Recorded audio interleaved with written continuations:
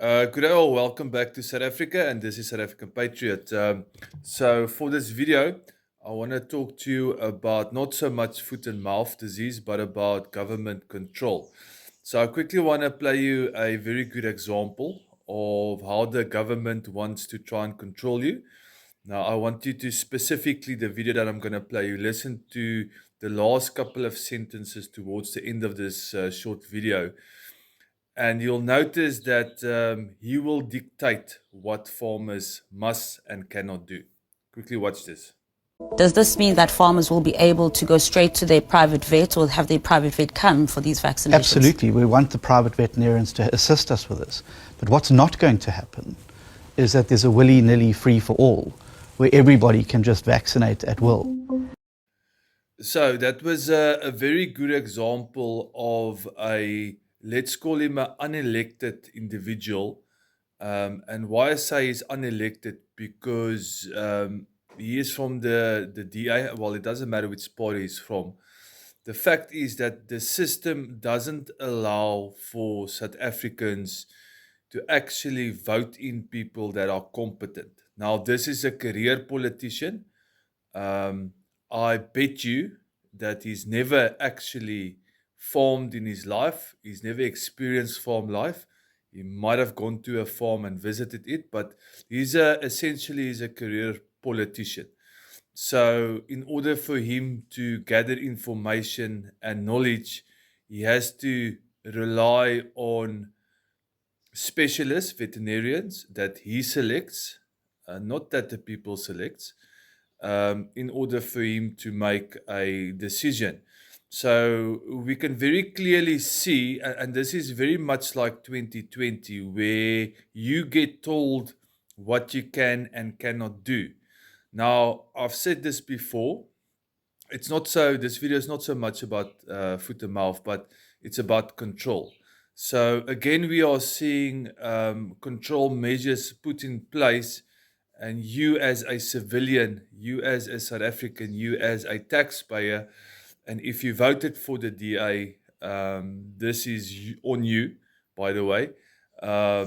So individuals deciding for South African citizens what they can and cannot do. Now, if you are a farmer, you know that you do try and make the best decision for your business or for your farm.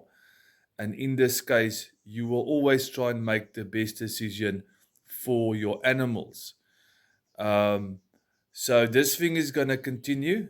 I personally believe it's totally out of control. If you look at a lot of his interviews, you'll see that he's extremely under pressure. You can see in his eyes that he's been grinding. He's been grinding. So it's just that the decision making is extremely poor. When you want to control people, this is what happens. You tell people what they can and cannot do. And essentially, I think the biggest issue farmers have is the fact that they cannot make a decision for themselves, and that they are forced by the government and the state to fall in line with what these unelected people decide for you.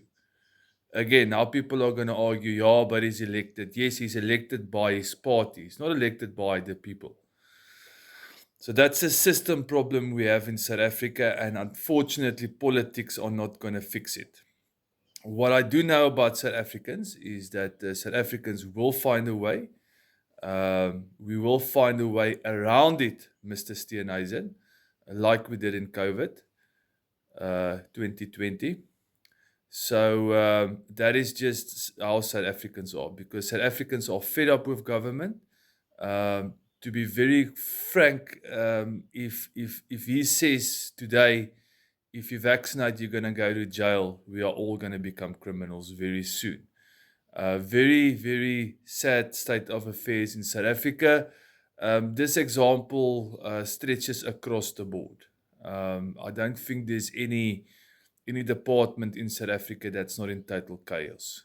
And again, South Africans will just have to try and figure out a plan on our own.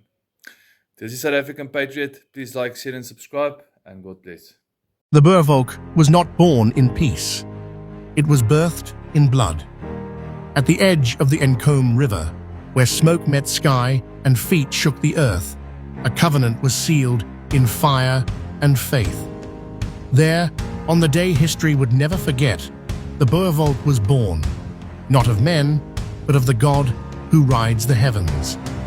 It was not flesh and blood that saved them that day. It was He, the rider on the white horse, who descended in righteousness.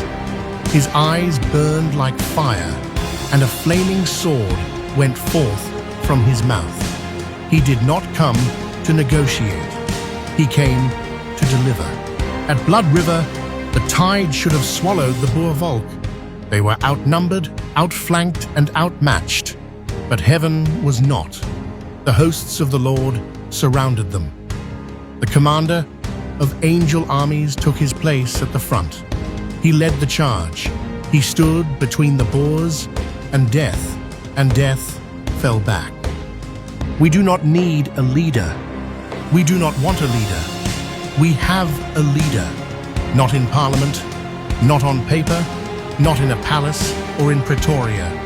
Our leader is the God of heaven, the one who speaks and storms obey, who breathes and bones rise, who judges with justice and defends with fire. He is our commander. He is our king. He is our teacher.